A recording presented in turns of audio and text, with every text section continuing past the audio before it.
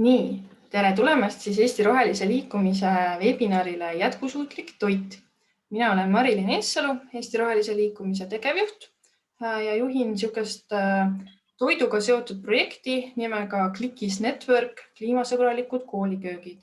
Ja projektis on kaasas veel Sirli-Ain Meriküll, kes on meie teine esineja täna.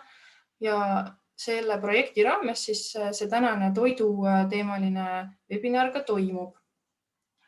Ja seda rahastab Euroopa Kliimainitsiatiiv ehk EUKI. Paar tehnilist asja. Esiteks me salvestame seda webinari, nii et kes soovib jääda anonüümseks, siis võite lülitada välja oma kaamerad ja oma nimed ka ära muuta, kui ei taha ise perekonnanime jätta. Et see on täiesti okei. See video läheb pärast üles meie Eesti Rohelise Liikumise YouTube'i kanalile. Zoomi kasutamisest ma arvan, ma pikemalt ei räägi. Eeldatavasti me kõik juba praeguseks enam-vähem oskame, et hoidke oma mikrofonid väljas ja küsimused saate siis jooksvalt vestlusesse kirjutada. Ja küsimuste jaoks on meil lausa kaks aega siin täna ette nähtud. Eeldatavasti võtab meie väike ettekanne aega umbes tund kuni poolteist. Vaatame, kuidas jõuame, sest et teema on hästi lai. Nii, ja nüüd siis hakkakski rääkima juba toidust. Kuna teema tõesti on väga suur, siis me oleme selle jaganud kaheks täna. Esialgu räägime sellest, mil moel üldse toit ja toidu tootmine ja toidu tarbimine ja toidu töötlemine omab keskkonnamõju tänapäeval. Ja teises pooles siis räägime sellest, et kuidas mõnesid asju, mis võib-olla ei ole kõige keskkonnasõbralikumad, saaks nii suures plaanis kui ka isiklikul tasemel paremini teha. Toidul on meie elus ikkagi ääretult suur roll ja paratamatult sellega kaasneb ka tänapäeval üsna suur keskkonnamõju. Ja kui inimevolutsiooni algusaegadel kohanesid inimesed loodusest pakutavaga, siis nüüdseks on juba mitu tuhat aastat tegelikult inimese toidu hankimise ja töötlemise viisid kujundanud ümber loodust. Ja selle tänase ettekande raames me kasutame kahte mõistet. Nad päris üks ja sama ei ole, sellepärast ma kohe alguses toon nad välja. On keskkonnamõju ja on kliimamõju. Keskkonnamõju on natukene laiem. Keskkonnamõju tähendab nii näiteks kliimamõju ja süsihappegaasi teket, kui ka näiteks keskkonnamürkide sattumist loodusesse, elukeskkondade kadu ja muud sarnast. Keskkonnamõju on näiteks see, kui pestitsiidid ehk taimekaitsevahendid tapavad putukaid ja mikroelustikku, aga see otseselt ei ole kliimamõju. Kliimamõju on siis konkreetsemalt kõik, mis mõjutab meie kliimat, kõik, mis toodab süsihappegaasi või mida on võimalik selle ekvivalendiks ümber arvutada. Näiteks toidutootmise alaselt siis suured kombainid kasutavad kütust ja ühtlasi siis eraldavad süsihappegaasi atmosfääri. Aga keskkonnamõju ja kliimamõju on omavahel väga tihedalt seotud. Muutuv kliima mõjutab ka keskkonda, mistõttu me võib-olla natukene läbisegi kasutame neid mõisteid täna. Nii, aga nüüd kohe ma unustasin panna teile selle suurepärase slaidi ette, et Sirli võib alustada meie sissejuhatava slaidiga ja räägib teile kohe alguses natukene siis sellest, et kuidas toidutootmise eri aspektid on seotud keskkonnamõjuga.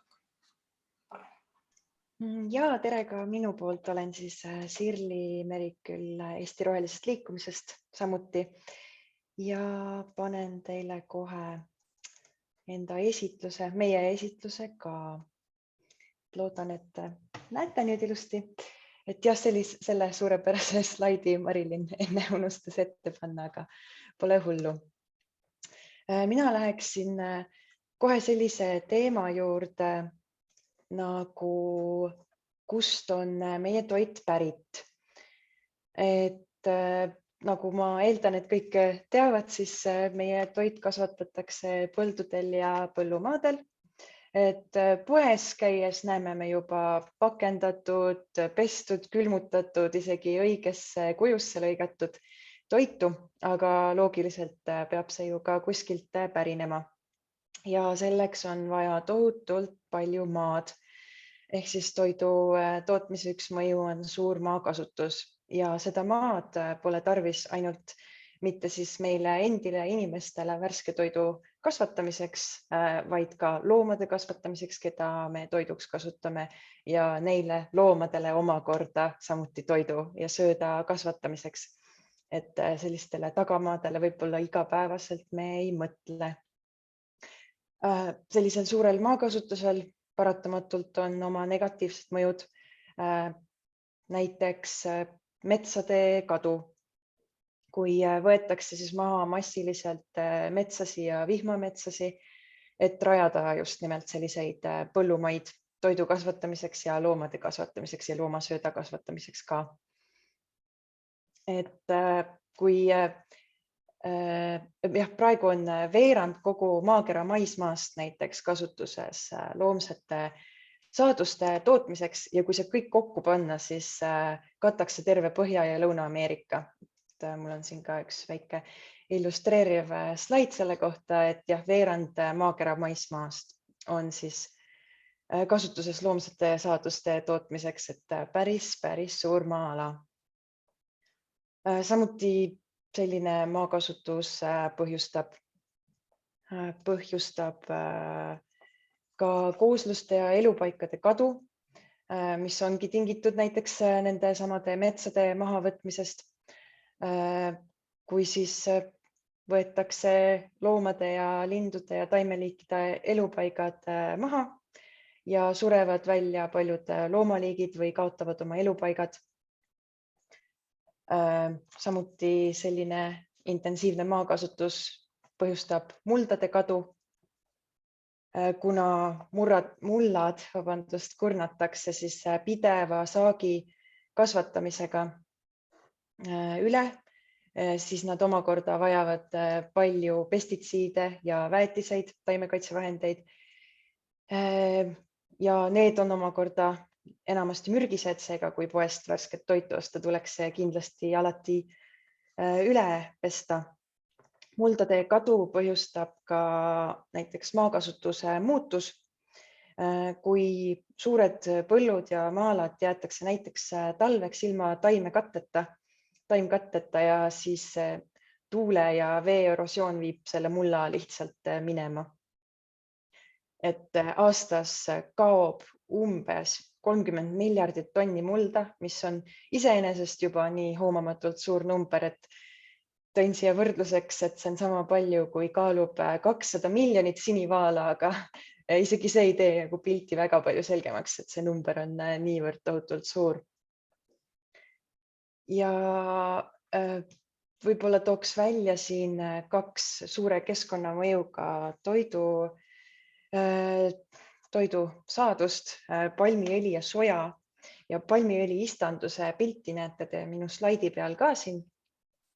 Ja palmiõli istandused on paraku üks maailma populaarsemaid monokultuure, mis on vastutavad üle 10 miljoni hektari maha raiutud vihmametsade ja hukkunud ja välja surnud loomaliikide eest, et see on väga suure keskkonnamõjuga.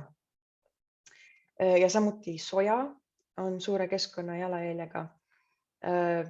Et sellest saab küll valmistada palju taimse päritoluga valgusaadusi ja proteiini allikaid, aga suur osa kasvatatavast sojast läheb just nimelt loomasöödaks. Et väga suured maa-alad on nende all. Ja paraku on nii, et mida rikkam riik, seda suurem on näiteks ka lihatarbimine ja lihal paratamatult on suurem keskkonnamõju kui taimse toidu kasvatamisel.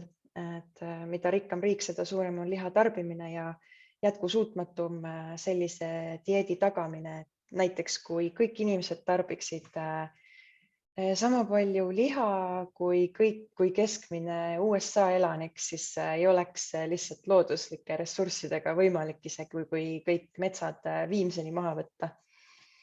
Et jah, peamegi kusagil keskel selle tasakaalu leidma, mis tagaks siis heaolu nii loomadele kui inimestele jätkusuutliku põllumajanduse, tervisliku toitumise. Aga jah, selleks tuleb meil siin rikkamates riikides oluliselt vähendada oma arusaama liha kui iseenesestmõistetavast toidust meie toidulaual. Siis räägiks veidi intensiivpõllumajandusest ja monokultuuridest. Et monokultuurid on siis sellised kultuurid, süsteemid põllumajanduses, kus kasvatatakse suurel alal ühte sorti saadusi. Et näeb küll ka siin pildi peal ja muidu ka kena ja esteetiline välja, aga omab palju probleeme ja palju looduslikum ja loomulikum oleks põllumaal siis kasvada lasta mitmeid saadusi ja põllukultuure koos, aga sellisest lahendusest Marilyn hiljem räägib ka lahenduste osa juures natuke rohkem. Aga monokultuurid siis vajavad palju rohkem kastmist, kuna lihtsalt ei ole vett siduvate orgaanikat ega pinnakate taimi. Samuti on nad vastuvõtlikumad haigustele ja kahjuritele, jällegi sest, et looduslik kaitse puudub ja sellepärast on siis vaja kasutada pestitsiide ja taimekaitsevahendeid, mis omakorda veel mõjuvad halvasti ka mullas olevatele headele bakteritele ja elurikkusele seal mullas, et kurname niimoodi oma mullad üle. Ja samuti ka keskkonnakatastroofid nagu põuad, üleujutused, tormid mõjuvad monokultuuridele rängemalt, sest et hävitavad korraga kogu saagi ja see on ka siis majanduslikult halvem variant. Räägiks ka vee kasutusest nii loomatööstuses kui põllumajanduses. Et loomatööstus tarbib vett väga palju. Näiteks 1 kilogrammi veiseliha tootmiseks kulub lausa 15 000 liitrit vett, samas kui 1 kilogrammi teravilja tootmiseks kulub 1600 liitrit vett. Ja lihaloomade suur veejalajälg tuleneb siis ennekõike sellest, et suured loomad siis loogiliselt joovad palju vett ja söövad ka suurtes kogustes sööta, mille siis kasvatamiseks kulub seda vett samuti. Ja lisaks kasutatakse palju vett loomade pesemiseks ja ka liha töötlemiseks. Sellest tulenevalt tekib ka selline probleem nagu veereostus ja saastumine. Et näiteks loomasöödas kasutatakse toidulisandeid, ravimeid või antibiootikume, mis siis jõuavad lõpuks veeringlusesse. Samuti taimede kasvatusel kasutatavad pestitsiidid ja väetised jõuavad lõpuks veeringlusesse ja ka veekogudesse, sealhulgas Läänemerre, ja võivad ohustada ka meie puhast joogivett. Ja muidugi ka põllumajanduses kulub vett, et mõne kultuuri kasvatamiseks rohkem, mõne jaoks vähem, et väga veemahukas põllukultuur on, teravili on näiteks riis, võib-olla olete näinud pilte riisiistandustest, kus kõik need riisipõllud ongi sõna otseses mõttes vee sees, et väga-väga suure veekuluga on seda riisi kasvatada. Aga üks kõige vähem veenõudlik teravili on näiteks hirss. Ja kuidagi peab see toit ka meieni transporditama loogiliselt võttes siis.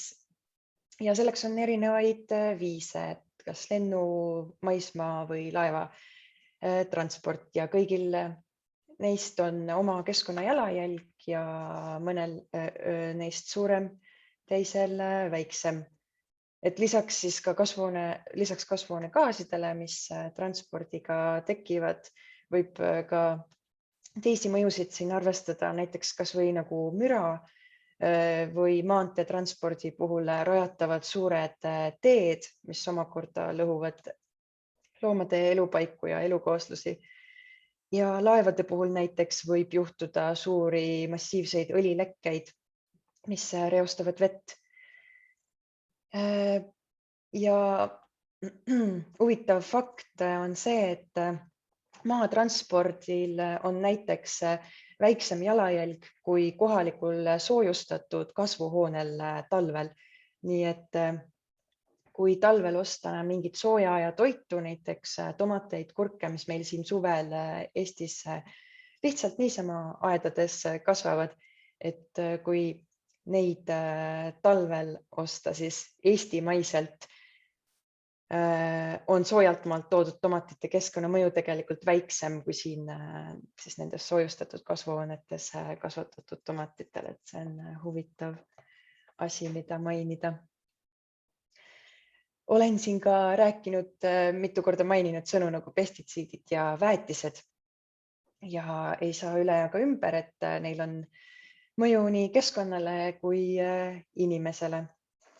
Et jah, negatiivne mõju siis, sest et enamasti on nad mürgised ja saab siin rääkida nii kasutamise kui tootmise mõjudest. Kasutamise mõjude alla võib liigitada näiteks selle, et väetiste kasutamine on otseselt seotud veekogude kinnikasvamise ehk eutrofeerumisega, mis tähendab siis laias laastus seda, et kui liiga palju väetiseid satub veekogudesse, hakkab seal taimestik ja vetikad ja kõik vohama ja veekogu kasvab kinni. Ja jälle mõne looma elukeskkond siis selle läbi hävineb. Siis pestitsiidid, muidugi kui neid siin niimoodi piserdada taimedele, siis tapavad mesilasi ja teisi tolmeldajaid ja mõjuvad muidugi halvasti ka mulla sees elavale orgaanikale ja kasulikele bakteritele. Ja väetiste ja pestitsiidide jäägid jõuavad ka põhjavette, millest ma enne ka veekasutuse juures natuke põgusalt rääkisin või mainisin. Ja seda on ka näha seire tulemustest, mida ka Eestis teostatakse põhjavee seire tulemustest siis. Ja toiduga inimkehasse jõudvaid pestitsiide on seostatud väga mitmete terviseprobleemidega samuti. Tootmise mõjust siis nii palju, et näiteks kunstväetiste tooraineks on maavarad nagu gaas ja fosforiit näiteks, et nende kaevandamisel muidugi on negatiivne keskkonnamõju ja samuti tuleb neid kunstväetisi töödelda, transportida, pakendada, et kõigel sellel on oma jalajälg. Lihatööstusest natuke lähemalt ka, kuna jah, pole midagi parata, suurema keskkonnajalajäljega kui taimse toidu tootmine ta on ja ta on väga CO2 intensiivne, olles vastutav siis 15% kogu heidete eest ja loomatööstuses toodab Loomatööstus toodab kasvuhoonegaase väga mitmel viisil. Esiteks siis juba mainitud sööda tootmine, samuti metaani eritamine ehk kui loomad seedivad oma toitu ja siis hiljem nende väljaheidetest eraldub metaani, mis on kahjulik kasvuhoonegaas, samuti loomsete jäätmete laguproduktid ja jah, et see kõik on väga CO2 intensiivne. Eestis on põllumajanduse haru ka näiteks vastutav circa 10% kogu heitmete eest.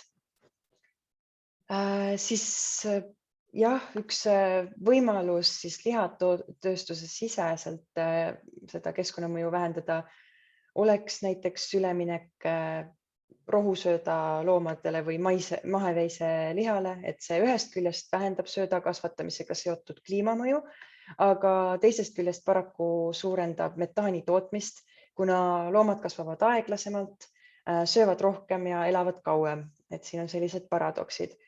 Et jah, et suured loomad toodavad rohkem siis metaani ja jääkprodukte ja vajavad rohkem sööta ja maad.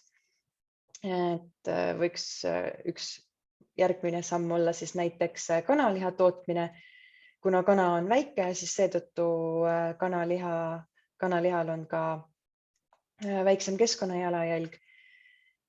Seega me saaksime näiteks ühel viisil enda keskkonnajalajälge vähendada, kui läheksime üle või loobuksime veise, sea või lambaliha tarbimisest või vähendaksime seda.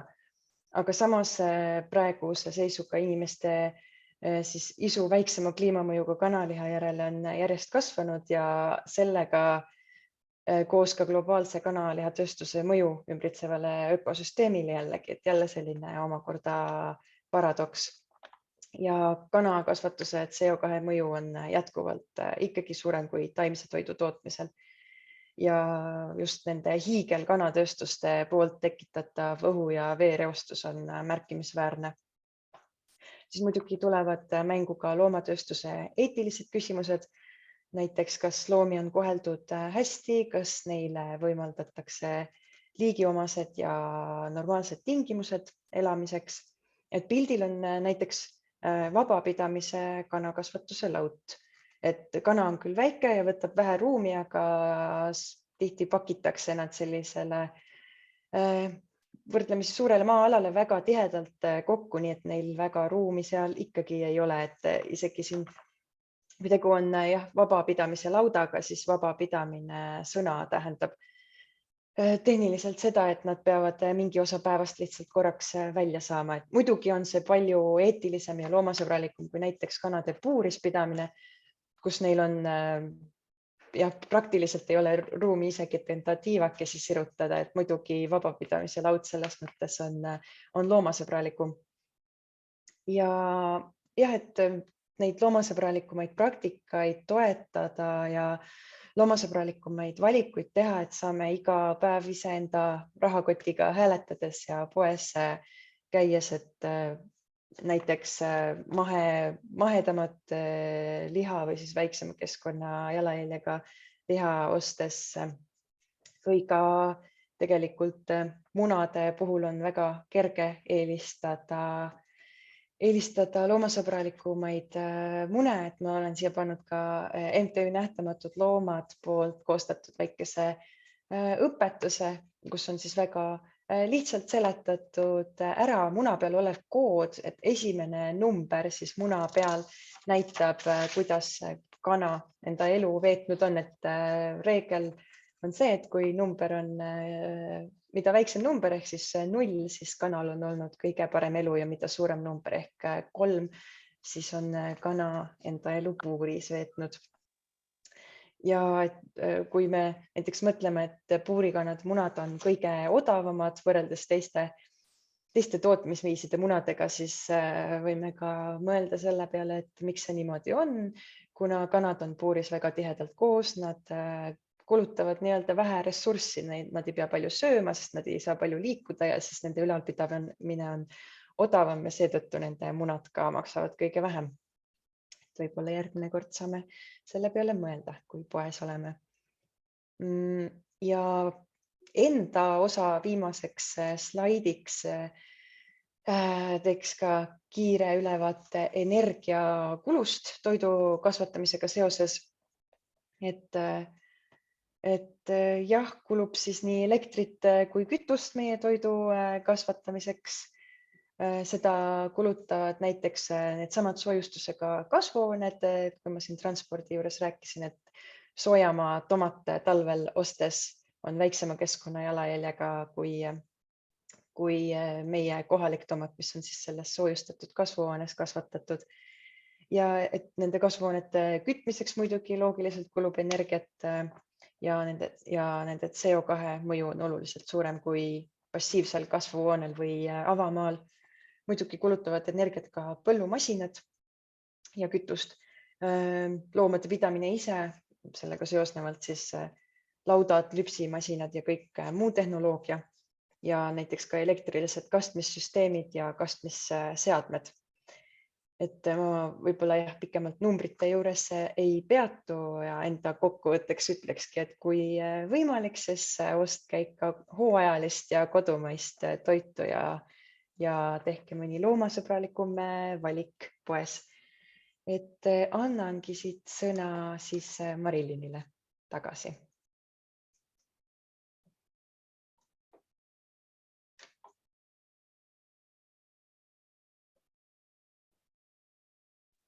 Nii, ma nüüd jälle räägin, on mind kuulda hästi, ma loodan. Nii, nüüd peaks olema jälle okei. Vahepeal tuli küsimus Helenilt, et millistest uuringutest need numbrid pärit on, et jah, et me lihtsalt ettekande liiga mahukaks ajamiseks hetkel ei lisanud neid, aga kui me selle paneme YouTube'i üles, siis me paneme ka allikad juurde, et need on kõik nii Eesti andmetest kui Euroopa allikatest pärit. Mina lähen siis edasi sellega, et kuidas meie toitu on nagu juba toodetud, eks ole, natukene, et siis peab seda ka kuidagi töötlema või säilitama. Kõige loogilisem on mõelda, et mida lühem on ahel põllult meie toidulauale, seda väiksem on ka keskkonnamõju. Aga paraku meil esiteks juba kliima tõttu, et kuna talvel asjad ei kasva, siis me kuidagi peame neid säilitama, et mitte nälga jääda. Ja tegelikult ju ka kogu põllult saadav toit ei ole oma algsel kujul ka söödav. Ja esimene võimalus ongi siis seda nii-öelda saaki, algset saaki kuidagi töödelda. Näiteks teravilja alati kuivatatakse, tänapäeval tehakse seda kuivatites, mitte rehetaredes, kus tuul kuivatas nagu vanasti. Samamoodi siis mingitest asjadest toodetakse valmis ja pooltooteid, et leiba, saia, makarone, moose, lihast ja piimast tehakse vorstikesed, poolfabrikaadid, jogurtid, kohukesed ja see kõik võtab energiat ja energia enamasti ei tule meil mitte taastuvenergiaallikatest, vaid ikkagi fossiilsetest kütustest, mistõttu on sellel ka üsna suur keskkonnamõju ja kliimamõju. Ja mitte, et see tingimata halb oleks, sellepärast, et kuidagi me ju peame töötlema seda toitu ja meil kõigil on seda toitu vaja. Et küsimus ongi nagu selles, et kui palju me peame seda töötlema, kui palju selleks energiat kulub, millist energiat selleks kasutatakse, kas mingid süsteemid on efektiivsed ja kui palju sellest suurest pingutusest tegelikult läheb raisku. Säilitamine on siis toidu eluea pikendamine. Mõned toiduained säilivad nagu ka algsel kujul üsna hästi, näiteks kõrvits või need sibulad siin pildil, aga mõned vajavad eritingimusi. Et säilitamiseks on väga palju eri viise. Vanaemad, emad, isad, vanaisad tegelevad ilmselt üsna paljude traditsiooniliste viisidega, mis mul on siin ka välja toodud, nagu kuivatamine ja soolamine ja marineerimine ja kuumutamine ja tänapäeval üha rohkem ka külmutamine, sest sügavkülmad on meil kõigil enamasti ikkagi olemas. Seda saab teha väiksel skaalal, aga seda tehakse ka väga-väga suurel skaalal. Suurel skaalal suurtes vabrikutes on võimalik seda teha efektiivsemalt tegelikult keskkonna ja kliimamõju suhtes. Aga samamoodi mõned asjad tegelikult annaks teha ka väiksema energiakuluga. Ja säilitamise puhul on oluline tegelikult ka see aspekt, et näiteks kui säilitatakse eesmärgiga transportida neid toiduaineid kuskile, siis väga-väga sageli siukseid toiduaineid, mida ei pakendata või mida ei töödelda ümber mingisse anumasse, ehk siis nagu juurviljad, puuviljad, neid töödeldakse sageli ka fungitsiidiga, mis on teenevastane taimekaitsevahend. Ehk siis tegelikult säilitatakse ka lisaainetega, mis võivad olla meile kahjulikud. Ja kuidas siis toitu säilitatakse? Väga sageli on selleks vaja mingi pakend. Pakendamine, me kõik teame, kuidas plastpakend moodustab kõige suurema osa meie prügist, eks ole. Plastik on odav, kerge, teda on lihtne transportida, aga plastiku keskkonnamõju on jällegi väga-väga suur. Kõige väiksema jalajäljega loomulikult on üldse pakendamata toit, et ega sa seda banaani tegelikult ei pea kuskile pakendama, sa saad seda ka oma koore sees transportida, aga kui mingi anum on vajalik, siis nende keskkonnamõju on üsna erinev. Et nagu ma ütlesin, et plastik on kerge, mistõttu tema transpordikulu on väiksem. Klaasi, metalli ja naturaalse tekstiili puhul on transport kulukam nii keskkonnamõju poolest kui siis ka rahaliselt ja nende tootmine on samuti keskkonnale koormavam, aga samas nende eluiga on pikem ja neid saab korduvalt kasutada, ehk siis mõistlikul kasutamisel nende keskkonnamõju on väiksem. Ja samamoodi plastiku puhul, et kui see plastik juba on toodetud, siis on variant seda korduvalt kasutada, mis vähendab tema keskkonnamõju. ja mis temast lõpuks saab, eks ole, on oluline, et kas ta jõuab pakendi jäätmetesse ja töödeldakse midagi ümber, või ta läheb lihtsalt prügimäele või põletamisse, mis on muidugi kõige halvem variant. Nii, ja kõige lõpuks siis, eks ole, me jõuame sinna, et me oleme toitu tootnud, me oleme seda töödelnud, me oleme ta ära söönud ja lõpuks jäävad meile järele toidujäätmed, eks ole, kas üle või kas mingid koored. Ja tegelikult on niimoodi, et need toidujäätmed, mida meie näeme, on muidugi väga väike osa kõikidest toidujäätmetest, et jäätmeid tekib toidu tootmise, töötlemise ahela igal etapil. Nii siis, kui sa võtad nii-öelda selle kartulimullast, läheb osa neist raisku, kui sa neid, ma ei tea, koorid kuskil vabrikus, läheb osa neist raisku, kui sa nendest teed kartuliputru, läheb osa neist raisku ja kui siis lõpuks sa sööd näiteks vähem, kui sa endale taldrikule tõstad, siis läheb ka osa neist raisku. Ja statistika on selline, et 1/3 kogu maailmas toodetavast toidust raisatakse või jäetakse kasutamata. Ja toidujäätmete tõttu raiskame me siis tegelikult ju ka mitte ainult seda toitu, vaid me raiskame ka neid ressursse, mis on läinud selle toidu valmistamiseks. Me raiskame maad, me raiskame vett, me raiskame tööjõudu, me raiskame energiat ja sellel kõigel on väga suur keskkonna ja kliimamõju. Ja loomulikult, kui see toit siis jõuab kuskile prügimäele, siis tekitab see veel eraldi kasvuhoonegaase. Ja statistika Eesti kohta aastast 2016 ütleb, et Eestis tekib inimese kohta aastas umbes 54 kilogrammi toidujäätmeid ja kõige rohkem just kodumajapidamistes ja sellest 54 kilogrammist siis SEI uuringu põhjal on 19 kilogrammi toit, mis tegelikult on söömiskõlbulik. Kogu aastas siis sellesama uuringu põhjal Eestis tekib umbes 70 000 tonni toitu ja sellest söömiskõlbulik toit on umbes 20 000 tonni. Need on tõesti ka väga-väga suured numbrid.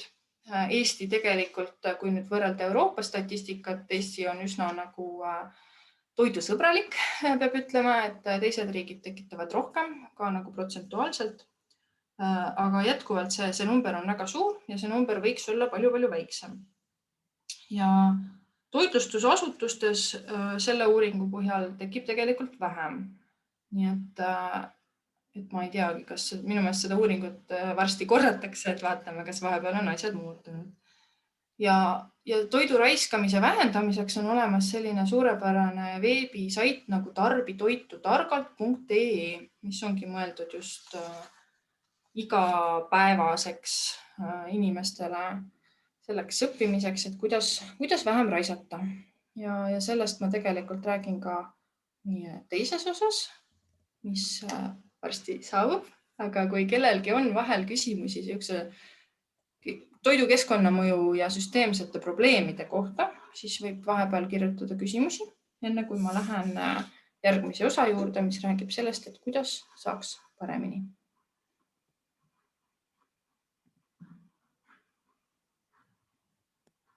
Nii, okei. Tundub, et hetkel ei ole küsimusi. Kui tuleb meelde midagi, siis pange kirja. Saame ka lõpus vastata. Ja ma alustaks siis sellest, et tegelikult juba väga palju tehakse selleks, et me saaksime, et meie toidukeskkonna mõju oleks oluliselt väiksem. Et Euroopa Liidus on näiteks käsil üleminek ringmajandusele, mille eesmärk on kogu meie tootmise tarbimissüsteem, mitte ainult toidu, vaid ka muudes aspektides viia selleni, et kõik, mis toodetakse, tarbitakse ära ja jäätmeid tekib võimalikult vähe ja kõik on hästi efektiivne ja jätkusuutlik. Siis on selline kontseptsioon nagu talust taldrikule, mis ühest küljest üritab vähendada seda või lühendada seda ahelat, mis nagu läheb tootjast tarbijani, ehk siis võimalikult, et oleks võimalikult lühike ja efektiivne see reis toidul lõppkohta jõudmiseks, aga samamoodi see nagu hõlmab endas ka seda, et see toidu tootmine oleks tegelikult jätkusuutlik, et me ei kurnaks neid muldasid välja, et me ei pakendaks üle, et meil ei läheks raisku asju. Ja samamoodi töötlemisprotsess ja kõik, et võimalikult vähe jäätmeid tekiks.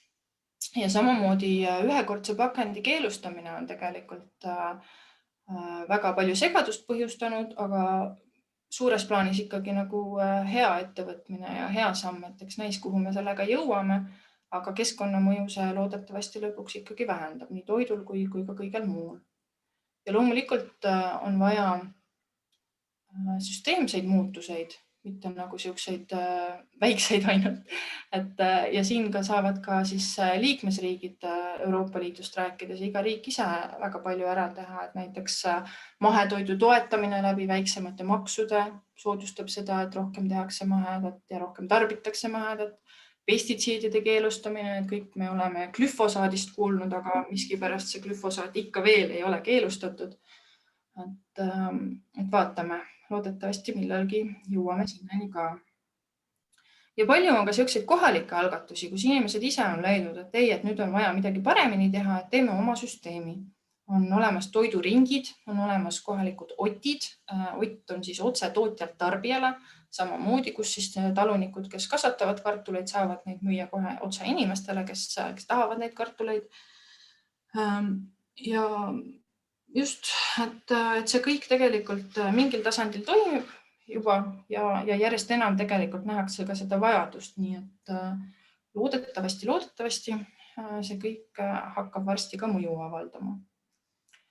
Ja kui nüüd minna nagu nii-öelda isiklikule tasandile, et mis sa ise saad teha ära selle jaoks, et sinu toiduvalikud ja toidu tarbimine omaks vähemat keskkonnamõju, siis alustaks mina kohaliku ja hooajalise toidu eelistamisest. Et mida lähemalt toit on tulnud, seda väiksem loomulikult selle transpordi kliimamõju ja tavaliselt on see toit ka vähem töödeldud, kuna ta ei pea säilima nii kaua ja teda on võimalik värskemana müüa. Ja see on kasulik ka kohalikule tootjale, see elavdab seda kohalikku majandust, see tähendab, et meil on need inimesed, kes toodavad meile seda head kohalikku värsket mahedat toitu. Ja mahetoit siis seal nagu veel eraldi all, et kuna see on ilma pestitsiidideta väiksemal alal kasvatatud, siis selle keskkonnamõju on kohe palju väiksem. Ja kui hooajalisest toidust veel rääkida, siis tasub kindlasti jälgida ka nagu eksootiliste viljade hooaegu, et kui maasikas ei ole, maasikat Hispaanias ka talvel tegelikult ei kasva mujal kui kasvuhoonetes, eks ole, et kui ta seda kuskilt päris ekvaatori lähedalt ei pärnita, et siis selle keskkonnamõju on ikkagi suurem. Ja kohaliku puhul on ka meie siuksed, kuidas nagu siuke kaubandus on kujundanud meie harjumusi, et meil on väga palju kohalikke, väga ägedaid asju, mida me oleme ära unustanud, sest et need kaugelt maalt importitud alternatiivid on palju nagu kergemini kättesaadavad, mis ei tähenda, et sa tingimata peaksid vältima neid kaugeid alternatiive, aga võib-olla vahel tasub asendada sidrun näiteks astelpaju või rabarberiga ja quinoa, mis on veganite supertoit, aga millega on näiteks hästi palju inimõiguste probleeme Lõuna-Ameerikas, kus seda toodetakse, et quinoa on üsna kergesti asendatav näiteks odrakruubiga, mis kasvab meil täiesti kenasti siinsamas Eestis. Nii, ja siis asi, mida Shirley juba mitu korda mainis, on liha- ja piimatoodete osakaalu vähendamine. See osakaalu vähendamine võib tähendada seda, et sa sööd 1 päeva nädalas lihavaba toitu ja juba selle mõju on väga-väga suur. Eestlased statistika põhjal ikkagi tarbivad nii-öelda ka Tervise Arengu Instituudi soovitustele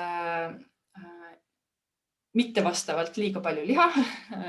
Et see on kasulik ka meie tervisele, kui me natukene vähem liha sööme. Ja samamoodi siis on ka keskkonnamõju kohe palju väiksem, kui me nii palju ei söö seda liha- ja piimatooteid. Et see ei tähenda, et peab nagu vältima, just nimelt, et sa võid natukene vähendada seda ja võib-olla siis selle arvelt tarbid siis kvaliteetsemat maheveiseliha. Eestis on maheveiseliha täiesti olemas. See on kallim, aga kui sa siis ei söö seda iga päev, siis tõenäoliselt suudad sa seda endale ka lubada. Samamoodi ökopiim on Eestis täiesti olemas. Ja nälga see ei jää, kui sa 1 päeva ei tarbi liha, et on olemas läätsed, on olemas oad, on olemas herned, kõik asjad, mis meil siin kasvavad, need kõik on proteiinirikkad ja tagavad selle, et see toit on hea ja kasulik. Ja suurepärane algatus on just nimelt taimne teisipäev, kelle ma siin ka välja tõin, et nende eesmärk on siis propageerida rahva seas niisugust ideed, et teisipäeviti liha ei söö. Neil on suurepäraseid retsepte nende kodulehel ja üleüldse on nad ääretult tore ja ääretult põhjalik algatus. Nii, ja lõpuks siis veel või eelviimaseks. Keskkonnamõju saab vähendada ka niimoodi, et sa ei raiska. Et kui võimalik, kui sa tead, et sa lähed kohe koju tegema mingit asja, siis võid ju osta need koledamad banaanid või koledamad kartulid. Muidu need lähevad tõenäoliselt poes äraviskamisele. Samamoodi menüü planeerimine, et sul ei jääks külmkappi seisma mingisugused asjad, mille sa siis lõpuks ära viskad. Et see kõik lõpuks ikkagi moodustab mingi keskkonnamõju. Ja samamoodi, et söö oma ülejäägid ära või siis taaskasuta neid, et on olemas palju retsepte, mis kui sa teed kartuliputru, siis sellest ja järgmine päev ei taha kartuliputru süüa, siis sa tegelikult saad selle näiteks panna saia sisse või midagi sarnast. Ja siis on niisugune tore nüüd plastmassi juurde hüpates tagasi ja pakendite juurde tagasi hüpates on niisugune tore liikumine nagu pakendivaba elustiil, mis on ka Eestis järjest enam kanda kinnitamas. Eelmisel aastal ilmus Bea Johnsoni raamat Jäätmeteta elu ka eesti keeles täiesti saadaval ja on olemas niisugused toredad blogid nagu nullkulu.ee ja pakendivaba.ee, kus saab ka nippe sellest, et kuidas sa saad käia poes oma enda nõudega ja selle võrra siis vähendada seda pakendi tarbimist. See muidugi on keeruline ja ma ütleks, et just nimelt see ühekordse pakendi keelustamine on samm nagu süsteemse muutuse pool, mida on vaja, et kõike seda tarbija kaela lükata on ka ebaõiglane tegelikult, sellepärast, et eriti kuna alati ei ole valikuid, et sa pead selle pakendi võtma. Nii, ja kõige lõpuks on mul välja toodud siin niisugune tore algatus nagu foodler.ee, mis on äpp, mille kaudu saab restoranidelt ja kohvikutelt tellida õhtuti toitu, mis neil on päeva jooksul üle jäänud. See on ka ääretult tore algatus. Midagi sarnast tehti ka umbes 5-6 aastat tagasi.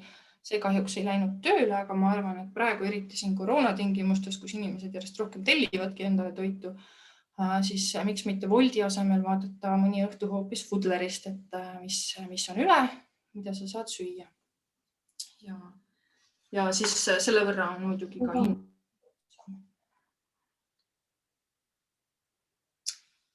Nii, mida veel ise teha, kui sul on aianurk, siis toidujäätmete kompostimisel on ääretult positiivne mõju, sellepärast, et nagu Sirli rääkis, siis mulda kaob meil miljonites või miljardites tonnides iga aasta ja seda kaobki sellepärast, et see orgaanika, mis põldudel on, viiakse minema ja sellest ei moodustu uut mulda, mistõttu see must kuld, mida sa suudad ise oma toidujäätmetest tekitada, sest neid alati tekib, kas või lihtsalt kartulikoored või midagi sarnast, on ääretult väärtuslik. Ja kuidas kompostida, selle on väga suurepäraselt kirja pannud Compostillion. Compostillion.ee lehel saab vaadata õpetusi, kuidas ehitada kompostikasti ja kõike seda. Tänapäeval on olemas ka korterisisesed väikesed erinevad tüüpi kompostrid, aga loomulikult see kõige aianurgaga inimestele see kõige tavalisem vanaema stiilis kompostimine on ilmselt kõige lihtsam. Ja siis kõige lõpuks, kui sul on eriti hästi läinud, sul on aega ja sul on võimalust, siis osa toitu saad sa ka ise kasvatada. Et podipõllundus aknalaua peal, mida siin pildil näeb, et nendel ise kasvatatud sibulatel on ikkagi väiksem mõju kui keskkonnamõju kui poestustatud sibulatel. Ja samamoodi, kui sul on siis nagu juba suurem aialapp ja suurem soov seda teha, siis on niisugune tore asi nimega permakultuur, mis on põllumajandus, mis jäljendab looduses leiduvaid mustreid. Ja permakultuuri kohta me tegime Eesti Rohelise Liikumisega eelmisel aastal 3 tutvustavat videot. Need on olemas YouTube'is, kui te otsite igaühe permakultuur, siis te leiate väga ilusad kokkuvõtvad videod sellest, et mis see on, kuidas seda praktiseerida ja miks see kasulik on. Et see kasulik on loomulikult sellepärast, et see on mahe, see on, üritab siis tõesti laiendada seda elurikkust, see toodab mulda juurde ja see on jätkusuutlik. Ta vajab natukene rohkem sisseelamist kui lihtsalt sirged porgandipeenrad, millega me võib-olla harjunud oleme. Aga selle tulemus on kindlasti väga tore.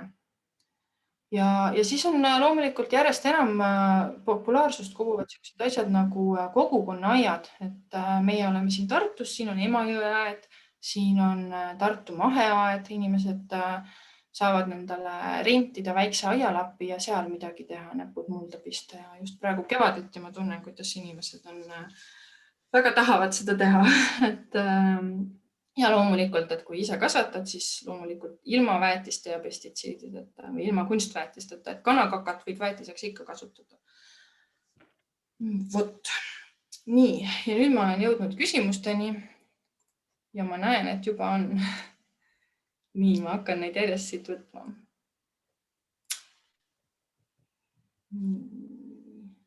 Ahah, Joanna ütleb, et uus üle-eestiline toidujäätmete ja kao uuring peaks valmima selle aasta maikuuks. See on suurepärane, siis me saame uuendada oma andmeid.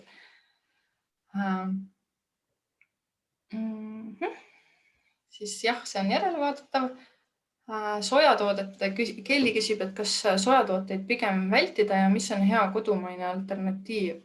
No mina ütlen, et kui piima otsida, siis kaerapiim on suurepärane kodumaine alternatiiv väiksema jalajäljega, aga tegelikult on Eestis kasvavad sojasordid olemas ja kui neid mahedalt kasvatada, siis ei ole nende see nii-öelda keskkonnajalajälg nii suur kui intensiivpõllumajandusega monokultuuridega kasvatatud, väetatud, pestitsiiditatud sojatooted, mis kasvavad kuskil mujal. Et see tervise aspektist ma ei oska öelda. Ma tean, et on hormooni küsimused aeg-ajalt olnud üleval, aga mul on tunne, et see mõõdukas, nii palju kui mina olen uurinud, siis nii-öelda mõõdukal tarbimisel ei ole see tegelikult kahjulik. Aga keskkonnamõjust, jah, ütleme niimoodi, et ökosoja väiksel skaalal kasvatatud ei tohiks olla problemaatiline. Ja kalasöömise küsimus. Kalasöömise kohta ma suunaks teid ilusti sellisele lehele nagu kalafoor.ee, mis on Eestimaa Looduse Fondi tehtud seadeldis või hindamise meetod, et vaadata, millised kalad on ohustatud ja millised mitte. Et väga paljud kalad on üle püütud, meie keskkonnamõju on väga suur. Väga palju kalapüük reostab tegelikult ja selle keskkonnamõju on suur. Et jah, angerjas näiteks, kui see ei tule just kasvandusest, kasvandustel muidugi on omad probleemid, et angerjas looduslikult on ääretult ohustatud. Et on olemas ka nii-öelda keskkonnasõbralikumad kalad ja vähem keskkonnasõbralikumad kalad. Ahah, et Juta ütleb, et pakendivaba on veebist maha läinud. Pean seda kontrollima. Ja, just nii. Jah, mina ka praegu ei saanud seda lehte lahti, aga ma lisaksin siia sellise lehega nagu mitte nullkulu, vabandust, seda sa juba mainisid, aga kohe kopeerin sellise asja nagu suletud ring.ee, kes on ka väga lahe naine, kes peab sellist nullkulu blogi. Täitsa isiklikult tean teda, et sealt on ka päris palju nippe nii pakendivabast poodlemisest toidu osas kui kosmeetikatoodete ise valmistamiseni välja. Jah. Ütleme niimoodi, et ma olen väga rõõmsalt üllatunud, et me suutsime kogu selle laia teema võtta tunniga umbes kokku. See tõesti on niimoodi, et kõik need alateemad võib omakorda veel ühetunniseks eraldi loenguks vormistada. Et see on hästi suur ja hästi lai teema. See vajab selliseid süsteemseid muutuseid. Loomulikult ei saa ka öelda, et olge kõik veganid ja lähme tagasi kiviaega, kus igaüks ise peab endale siis toitu valmistama. Et suures mastaabis toidu tootmine ei pruugi olla halb, kui seda teha keskkonnasõbralikult ja selle võrra siis väiksema keskkonnamõjuga. Ja samamoodi, et väga sageli öeldakse, kuidas mahedaga ei ole võimalik kogu maailma elanikkonda, kasvavat elanikkonda ära toita, aga kui me vaatame seda, kuidas kolmandik kogu toidust läheb raisku, siis ma ütleks, et see probleem on kuskil mujal kui tootmises. See probleem on nagu jaotusmehhanismides ja süsteemis. Vot. Kas on veel viimase minuti küsimusi? Et kui ei, siis tõesti väga tore, et te kõik osalesite. Tuleb siin veel igasuguseid soovitusi, panen allikad siia juurde ja kui see läheb YouTube'i üles, siis jagan kindlasti linki ka Facebookis ja mujal. Aitäh ja ilusat aprillikuud!